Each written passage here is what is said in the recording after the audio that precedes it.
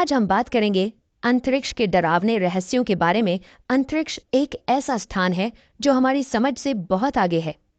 यहाँ पर कुछ ऐसी चीजें होती हैं जो हमारे सामने सिर्फ सोचने के लिए होती हैं। अंतरिक्ष एक बहुत ही खतरनाक स्थान है। वहाँ रेडिएशन की मात्रा बहुत अधिक होती है। ये रेडिएशन हमारे शरीर के लिए बहुत हानिकारक होते हैं। जब हम अंतरिक्ष में जाते हैं तो हमारे शरीर को संरक्षित करने के लिए कुछ सुरक्षा प्रणालियों का प्रयोग करना पड़ता है।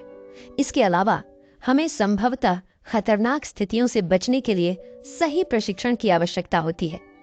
आखिर क्यों है इतना रेडिएशन अंतरिक्ष में है? असल में स्पेस का अपना कोई तापमान नहीं है। ये न तो ठंडा है और न ही गर्म, बल्कि इसमें पाए जाने वाली तमाम चीजों जैसे ग्रहों, स्टेरॉयड, सैटेलाइट से मिलकर इसका तापमान बनता है। इसी वजह से स्पेस में हर वक्त खतरनाक रेडिएशन निकलती रहती है। ये रेडिएशन स्पेस में तापमान को -200 फ़ारेनहाइट से लेकर +300 डिग्री फ़ारेनहाइट तक ले जाता है। ऐसे में अगर इंसान इसके संपर्क में आए तो उसकी जान जाने में कुछ ही पल लगेंगे। सैटेलाइट भी रेडिएशन के असर से खत्म हो सकते हैं। यही कारण है कि सैटेलाइट की सतह पर सोने की परत होती है। ब्लैक होल अंतरिक्ष में पाई जाने वाली ऐसी जगह होती है जहां भौतिक का कोई नियम काम नहीं करता है। मतलब समय का कोई मतलब नहीं है। गुरुत्वाकर्षण बल बहुत अधिक होता, जिसके प्रभाव क्षेत्र में आने पर कोई भी वस्तु, यहाँ तक कि प्रकाश भी उससे बच नहीं सकता है। वे उसके अंदर समा जाएंगी।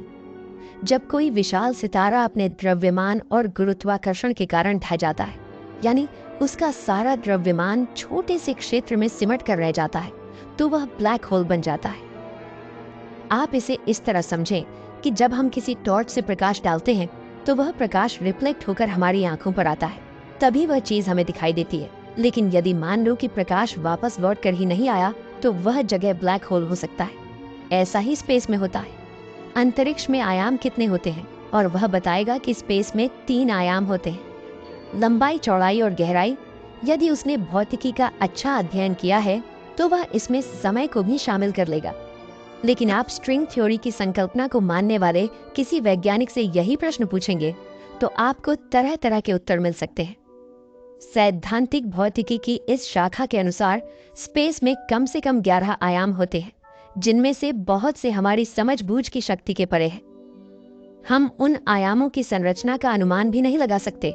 ये बिल्कुल ऐसा ही कहना होगा कि जिस कमरे में आप बैठे हैं उसमें वैसा ही एक कमरा मौजूद है, लेकिन हम उसे न तो देख सकते हैं और न ही उसमें प्रवेश कर सकते हैं। सोचकर कैसा लगा?